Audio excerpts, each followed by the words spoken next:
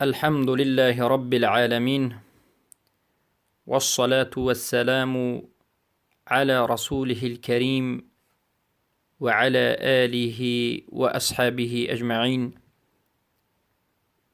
أما بعد، السلام عليكم ورحمة الله وبركاته.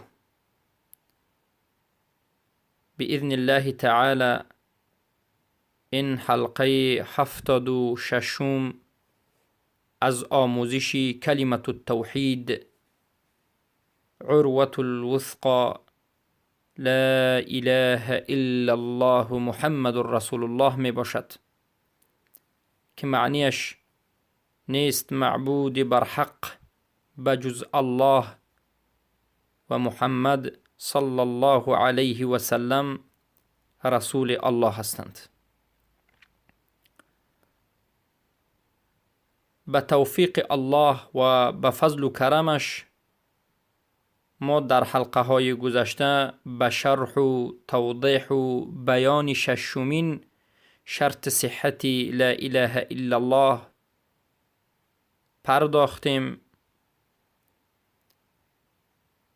که این ششمین صحت کلمة التوحید القبول بود، یعنی قبول کردنی لا اله الا الله و قبول کردنی آن چیه که لا اله الا الله بر اون دلالت می کند، قبول کردنی دین و قبول کردنی رسول الله و آن چیه که رسول الله آورده اند. معنای قبول لغتاً و اصطلاحاً به شما بیان کرده شد و گفتیم که قبول در بالای دو معنا دور میزند که اولش الاخذ، گرفتن، و دومش اجابت کردن و مائل شدن نفس، که در شریعت به هر دوی همین معنا می آید. بارک الله فیکم. یعنی قبول کردن احکام شریعت، قبول کردن دین، قبول کردن لا اله الا الله و آنچه که لا اله الا الله از ما می طلبد قبول کردن همه دین و عمل نمودن.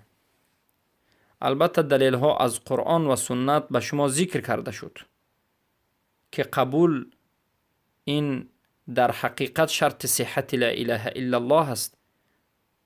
وقتی که در انسان قبول نابود می شود، دینش نابود می شود. اما در این حلقه کلام اهل علم را در مسئله قبول ذکر خواهیم نمود. البته سخنهای علمای اهل سنت و الجماعت در این که قبول شرط صحت لا اله الا الله هست به نهایت زیادند، اما ما از درون این علمای معروف و از علمای متقدمین به شما در این موضوع که قبول شرط صحت لا اله الا الله هست نقل می نماییم.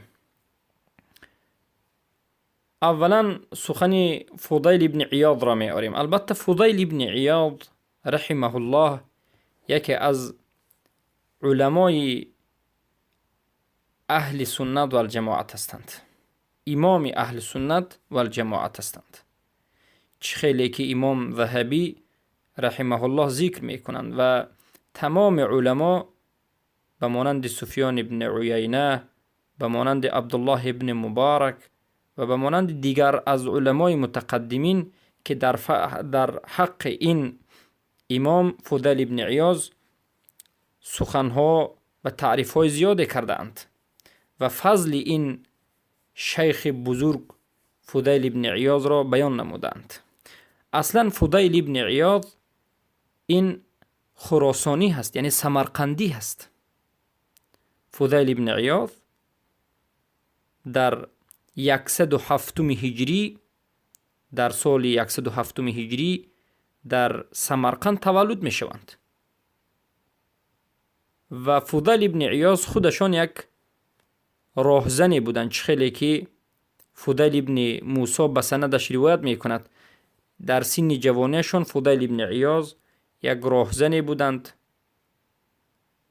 در راه می ایستادند، قطاع الطریق بودند، کسانی که به خاطر تجارت از این راه می گذشت از اونها پول مالشان را می گرفتند، اما توبه می کنند به سبب یک آیتی که می شنوند که الله سبحانه و تعالی می گوید الم یأنن الذین آمنوا ان تخشع قلوبهم لذکر الله و ما نزل من الحق. آیا وقتی آن نرسیده است به اهل ایمان که قلبهایشان، دلهایشان از الله بترسد و از آن حقی که از جانب الله آمده است بترسد؟ البته وقتی که این آیت رو میشنند فضیل ابن عیاض توبه میکنند و بعد از توبه چنان توبهشان حقیقی بود کوشش میکنند که یکی از علماهای بزرگ اهل سنت و الجماعت میشوند، علمای حدیث میشوند و البته به مکه هجرت میکنند. در سال 187 هجری وفات میکنند، در سن 80 سالگیشون در مکه وفات میکنند و لقب عابد الحرمین را هم همین فضیل ابن عیاض گرفته بودند و استادشان این سفیان ثوری هست، شاگردشان سفیان ابن عیینه، عبدالله ابن مبارک و غیره شاگردان فضیل ابن عیاض است. همین فضیل ابن عیاض رحمه الله میگویند الایمان عندنا الاقرار باللسان والقبول بالقلب والعمل. و این سخنشون معنیش این است که فضیل ابن عیاض رحمه الله میگن ایمان در نزد ما این اقرار کردن با زبان است، یعنی با زبان گفتنی لا اله الا الله است و قبول کردن همین لا اله الا الله به قلب است، یعنی باید تمامی معنی که لا اله الا الله دارد، طلباتی که لا اله الا الله آورده است، همین رو قبول کردن است و عمل نمودن به همین لا اله الا الله است. یعنی لا اله الا الله این همه شریعت است. بعضی ها در حیرت میمونن که به کجای لا اله الا الله عمل بکنیم. لا اله الا الله بر ما یگون عملی رو بیان نمیکند، بلکه ما میگیم لا اله الا الله این اول شریعت آخر شریعت است. لا اله الا الله تمام شریعت رو در بر میگیرد. و البته این روایت رو امام لالکائی یکی از علمای متقدمین اهل سنت و الجماعت این روایت رو تخریج میکنند و این چنین فرزند امام احمد ابن حنبل رحمه الله، عبدالله ابن احمد ابن حنبل در کتاب سنه این روایت رو ذکر میکنند. سخن دوم از یکی از امام های بزرگ اهل سنت در جماعت ابن القیم الجوزی رحمه الله، محدث، فقیه، مفسر، شاگرد ابن تیمیه رحمه الله تعالی، در کتاب اعلام الموقعین ذکر میکنند. این کتاب بینات کتاب معروف است، برای هر یک طالب علم ضرور است که قرائت نماید. میگویند العمل المقبول هو ما احبه الله و رضیه. عملی که مقبول است، قبول می شود، این همون عملی است که الله از همون عمل خوشش آید، یعنی همون عمل را دوست دارد و از همون عمل راضی شود. بارک الله فیکم.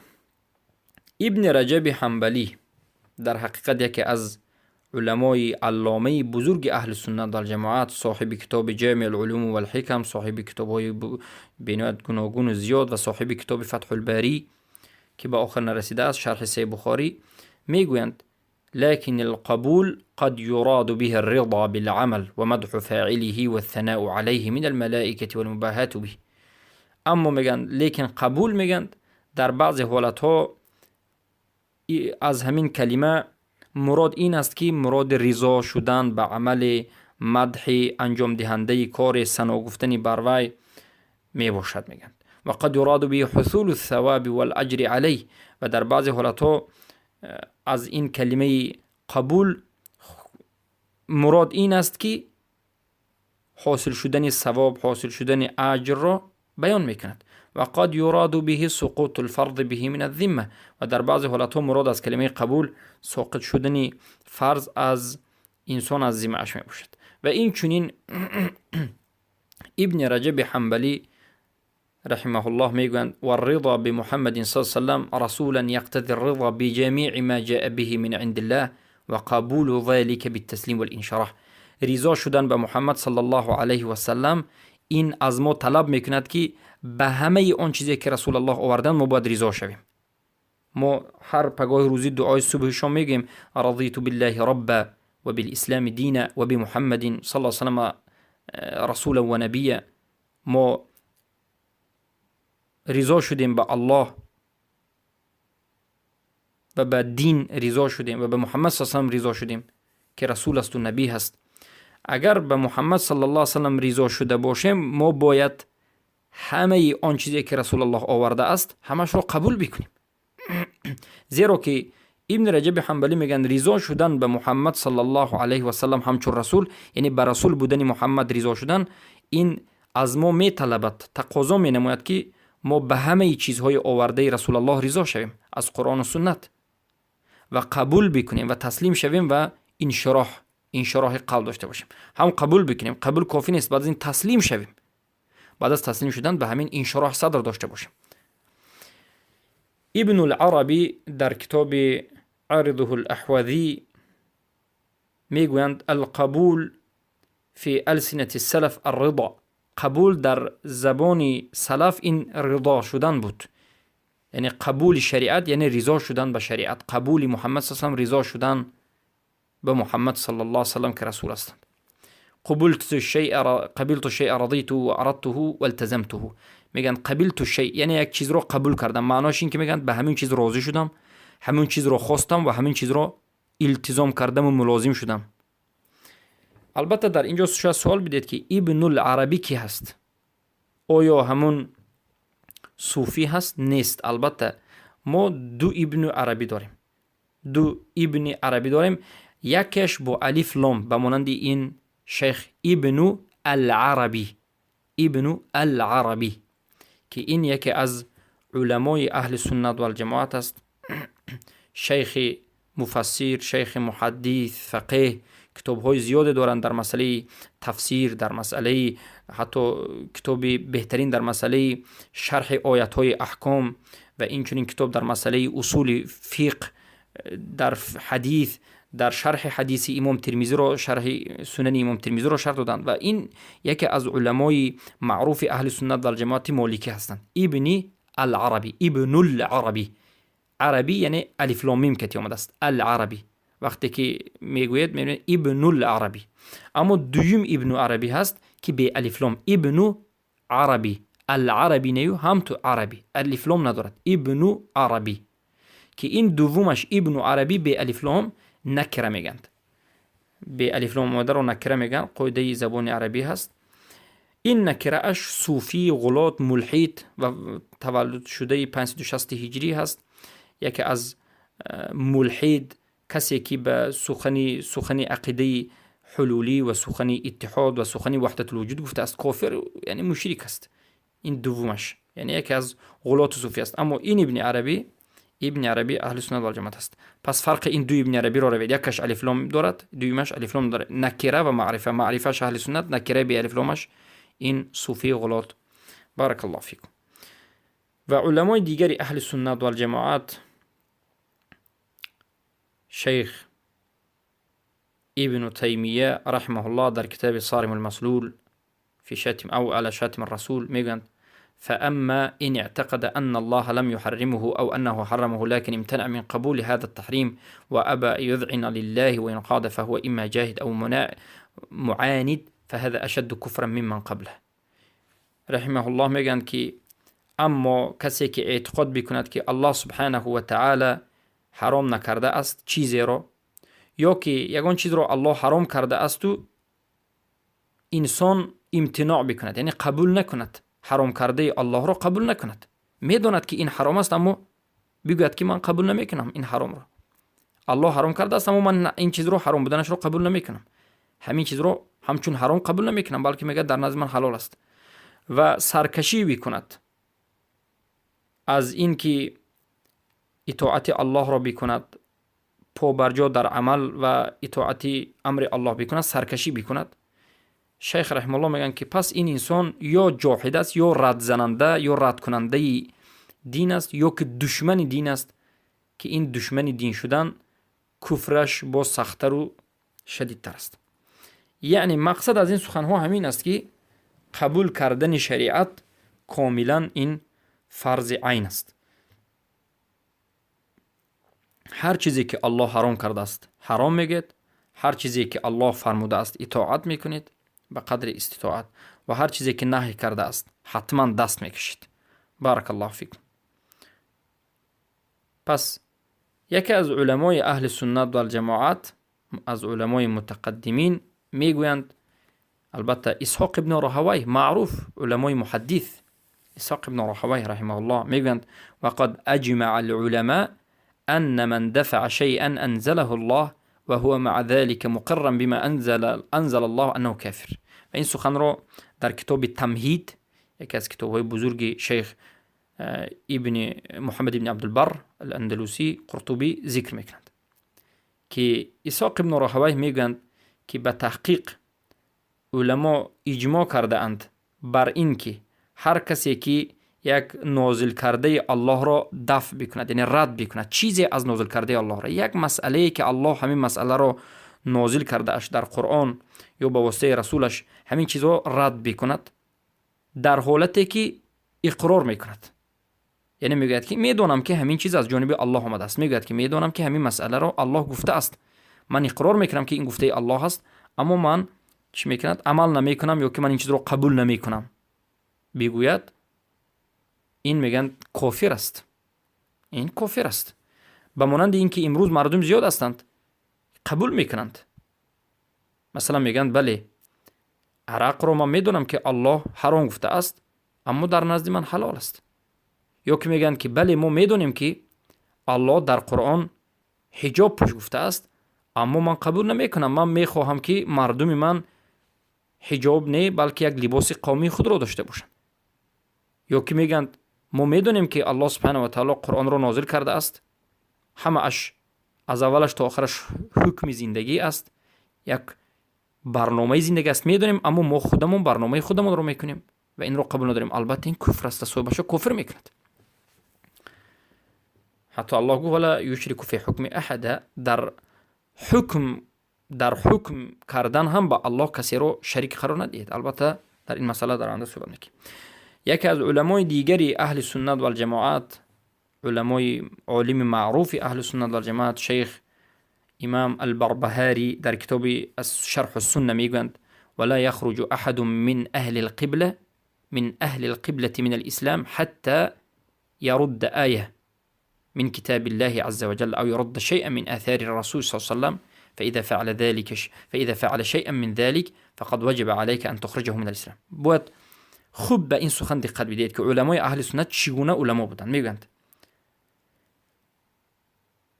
یگان نفری را از اهل قبله و از اسلام بیرون کرده نمی شود، یعنی یک کسی که از اهل اسلام است، مسلمان است، از اهل قبله است، این را از همین دایره اسلام بیرون کرده نمی شود، یعنی کافر گفته نمی شود تا زمانی که همون انسان آیتی را از کتاب الله رد بکند یا چیزی را از آثار رسول الله، از سنت رسول الله رد بکند.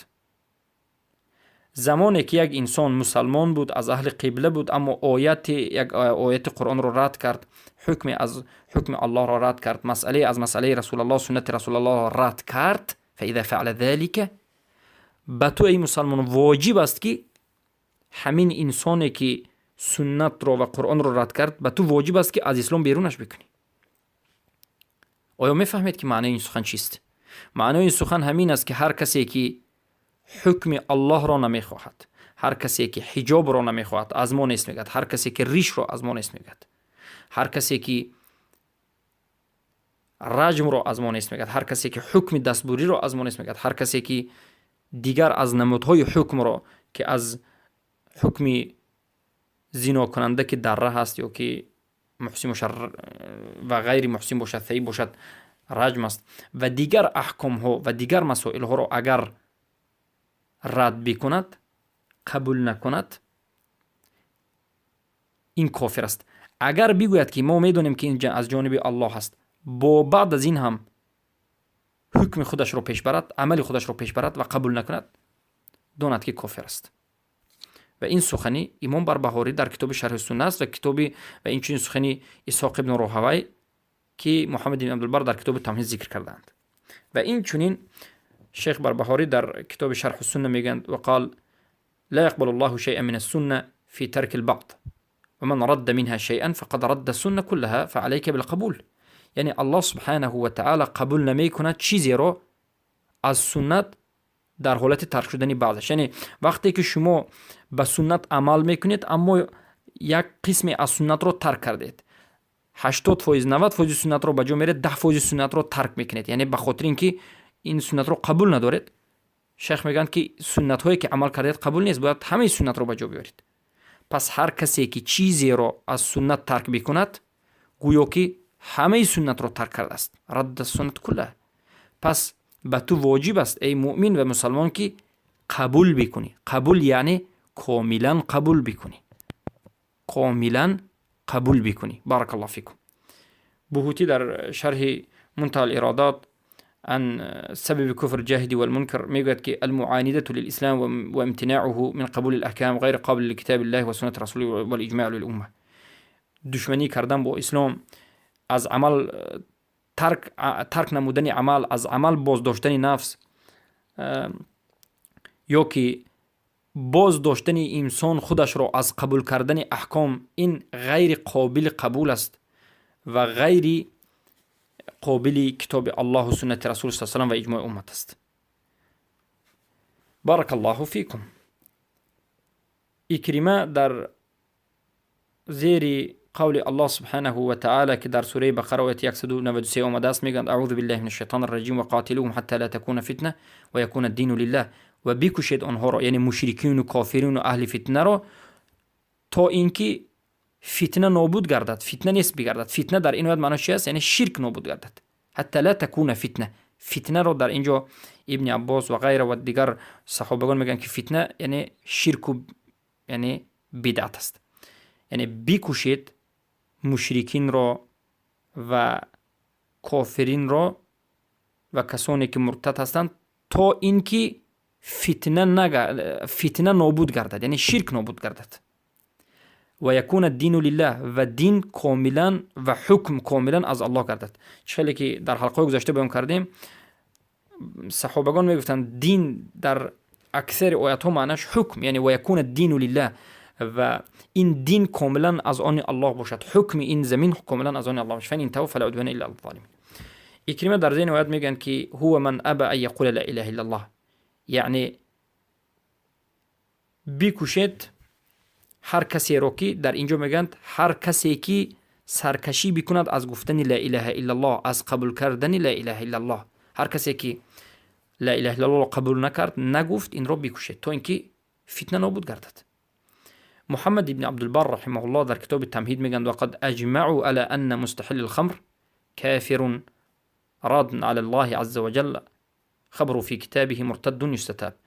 میگن تمام علما اجماع نمودند که هر کسی که یا که حلال داننده خمر، شراب، هر کسی که شراب رو حلال میشمارد کافر است. این انسان رد کننده بر الله عز وجل است، رد کننده خبری الله، حکم الله است در کتابش. این مرتد است، باید جستتاب کرده شد، باید ادب داده شود تا که توبه بکند و الا قتل.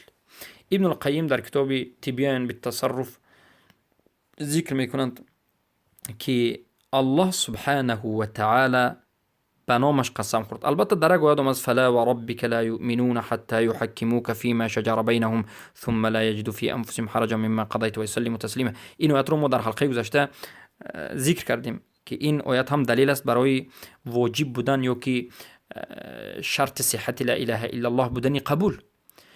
در زیر همین آیات ابن القیم الجوزی ذکر میکنند و میگویند که الله سبحانه و تعالی به نفس مقدسش در همین آیات قسم خورد. فلا و ربک، قسم بر ربت ای محمد صلی الله علیه و سلم، که قسم خورد به نفس مقدسش بر این که هر کسی که حکم مشکلاتش را، مشاجره اش را به حکم الله تحکیم نکند، به حکم الله و رسولش سود نکند، همین انسان ایمان ندارد. یعنی الله سبحانه و تعالی به نفس مقدسش قسم خورد بر نبودن ایمان در کسی که به حکم رسولش در مشاجره و مشکلش حکم نمی کند. ولم يثبت لهم هذا الإيمان بمجرد هذا التحكيم. و ابن القیم الجوزی میگن که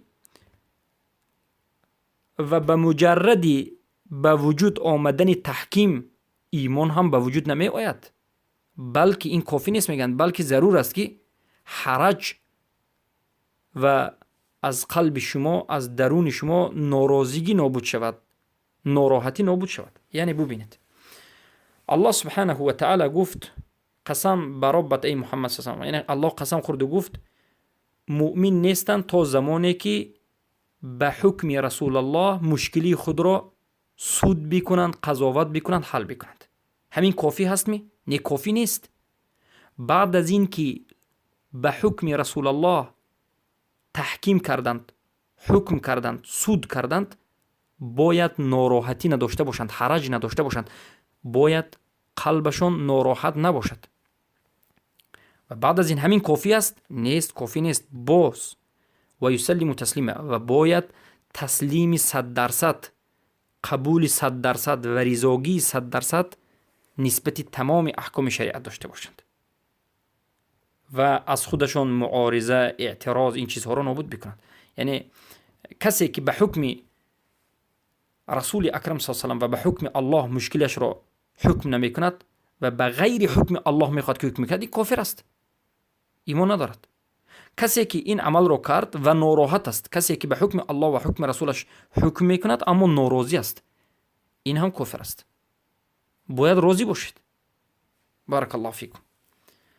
پس ابن تیمیه رحمه الله در ایمان ان از اقرار میگن يتناول الالتزام والتصديق ولا بد منها وقد يراد بالاقرار مجرد التصديق بدون الالتزام والطاعه. و میگن اصل السماع الذي امر الله به هو سماع ما جاب به الرسول صلى الله عليه وسلم، سماع فقه وقبول، وهذا انقسم الناس في 4 اقسام. یعنی اصل سماع، گوش کردن، اطاعت کردنی که الله سبحانه و تعالی به بندگانش امر کرده است، این گوش کردن و اطاعت کردن آن چیزی که رسول اکرم صلی الله علیه و سلم آورده اند. و شنیدن، گوش کردن، شنیدن چند نمود می شود: شنیدن فقه و قبول. و اون میگن مردم در همین مسئله گوش کردن و اطاعت کردن به 4 قسم تقسیم شدند.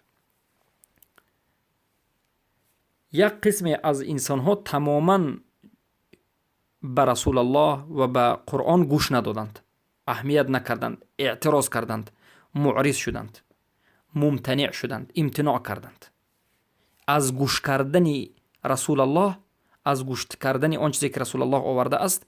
خودشان را داشتند، گوش نکردند و معرض شدند، یعنی روی گرداندند. که الله سبحانه و تعالی در سوره فصلت آیه 26 میگه: و قال الذين كفروا لا تسمعوا لهذا القرآن والغوا فيه لعلكم تغلبون.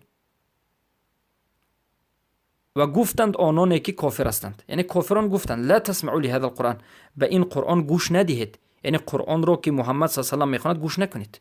کافران به هم دیگر میگفتند که به این قرآنی که محمد میخواند گوش نکنید، به سخنهای محمد گوش نکنید تا که غلبه یابید.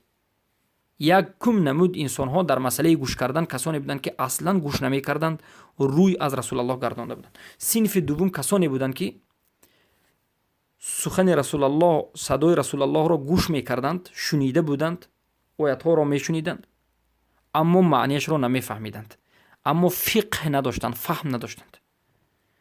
چه که الله سبحانه و تعالی می گوید: و منهم من یستمع الیک و جعلنا لقلوبهم اکنة ان یفقهوا فی اذانهم وقرا. و بعضی و از آنها، یعنی از مشرکین، کسانی هستند که تو را ای محمد صلی الله علیه و آله گوش میکنند، اما ما به قلبهایشان اکنه زدیم، یعنی یک مثل مهر است که فهمیده نمیتوانند و در گوشهایشان وقر است. و ای یروا کل آیه لا یؤمنوا بها، اگر تمام آیات های الله را ببینند و بشنوند هم ایمان نمی آورند. سبحان الله. این دومین نمود بودند، یعنی کسانی که رسول الله را میشنیدند، گوش میکردند، اما نمیفهمیدند سخن رسول الله، چرا که الله سبحانه و تعالی به قلب اونها، به گوش اونها ختم زده بود. صنف سوم این کسانی بودند که کلام رو یعنی سخن رسول الله صلی الله علیه و سلم رو از قرآن و سنت گوش میکرد، میفهمید، هم گوش میکرد هم میفهمید، اما قبول نمیکرد، اطاعت نمیکرد. نه قبول میکرد نه اطاعت میکرد، به مانند یهود. در سوره بقره آیه 93 آمده است که الله میگه واسمعوا قالوا سمعنا وعصینا. الله وقتی که به آنها امر کرد که بشنوید، گوش بکنید، اطاعت بکنید، اونها گفتند گفتند سمعنا، ما شنیدیم. هر آن چیزی که رسول الله میگه یعنی از حکم الله و همه نازل کردهش ما خبر داریم، فهمیدیم، اما اطاعت نمیکنیم. یا که در آیت دیگر آمده است که الله سبحانه و تعالی میگه یسمعون کلام الله ثم یحرفونه من بعد ما عقلوه و هم یعلمون. یهودیان کسانی بودند که سخن الله را شنیده بودند، میفهمیدند کلام الله را، و بعد از این که کلام الله را شنیدند و فهمیدند و دیدند، تحریف میکردند، تغییر میدادند، همین سخن الله را تغییر میدادند. بعد از فهمیدنشون، من بعد ما عقلوه، بعد از این که دیدند و فهمیدند و سخن الله را درک کردند، اما این سخن را قبول نکردند و تغییر دادند، سخن را تغییر دادند در حالت دونستنشون، و هم یعلمون. سومین صنف، چهارمین صنف در مسئله شنیدن کلام الله، این کسانی هستند که کلام الله و رسول الله را شنیدند و فهمیدند و قبول کردند. در سوره مائده الله سبحانه و تعالی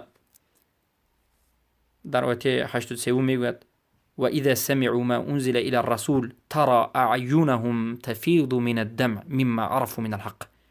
و زمانی که میشنوند آن چیزی که به نازل نمودیم، آن چیزی که نازل نمودیم به سوی رسول الله صلی الله علیه و سلم، یعنی قرآن را، وقتی که قرآن را میشنوند میبینی که از چشمهایشان آب دیده میریزد از آن حق، به سبب این چی، به سبب حقی که فهمیدند. یعنی انسان‌هایی بودند که گوش میکردند، میفهمیدند و قبول میکردند. وقتی که قرآن، تلاوت قرآن را که بر رسول الله نازل شده است میشنیدند، آب دیده اشان میریخت از سبب آن که میفهمیدند که این حق است. یقولون ربنا آمنا فاکتبنا مع الشاهدین، میگفتند ربنا، ای الله، ای اله، ما ایمان آوردیم و ما را از جمله شاهدین بنویس. البته در اینجا شیخ الاسلام ابن تیمیه اهل گوش کردن رسول الله و قبول کردن رسول الله را به 4 قسم تقسیم میکنند. اولا کسانی که اصلا گوش نکردند رسول الله را و دعوت میکردند که کسی گوش نکند. دومین گروه، این گروه اول بود، و گروه دوم کسانی بودند که رسول الله را گوش میکردند، میشنیدند، اما معنای سخن رسول الله را نمیفهمیدند، حق را نمیفهمیدند. چهارمین یا که سومین گروه کسانی بودند، یهودی ها، که رسول الله را میفهمیدند که حق است، سخن رسول الله را گوش میکردند، میدونستند که حق است، اما تغییر میدادند و اطاعت نمیکردند، قبول نمیکردند. و گروه چهارم، گروه هدایت یافتگان، کسانی بودند که رسول الله را گوش میکردند، قرآن و سنت را گوش میکردند و میفهمیدند، معناش را درست میفهمیدند و بعد از این ایمان می‌آوردند و قبول می‌کردند. و البته این سخن شیخ الاسلام تیمیه در مجموعه الفتاوا ذکر شده است. بارک الله فیکم. پس بعد از این همه سخن‌های علما، بعد از این همه ذکر بیان سخن‌های علمای اهل سنت و الجماعت از علمای متقدمین، به ما بیان می‌گردد که قبول این در حقیقت یک عبادت بی‌نهایت بزرگ است و شرط صحت لا اله الا الله است. وقتی که قبول نیست، لا اله الا الله نیست. وقتی که قبول حقیقی در انسان نیست، لا اله الا الله فایده به انسان نمیدهد. برای همین برادرانم و خواهران موحدم، قبول شریعت را کاملانه بکنید. نشود که بعضی از حکم الله را انسان قبول نکند، یا نشود که یک کسی خود را مسلمان و موحد بگوید اما سنت صحیح رسول الله را قبول نکند. این ناممکن است. ما باید به قرآن و سنت، البته سنت صحیح، 100% سرخم بکنیم، قبول بکنیم، اطاعت بکنیم، انقیاد داشته باشیم، عمل داشته باشیم و از گفته های الله سبحانه و تعالی و رسولش بیرون نبریم. با همین این حلقه را به پایان میرسانیم و در حلقه های آینده باذن الله مسائلی که تعلق به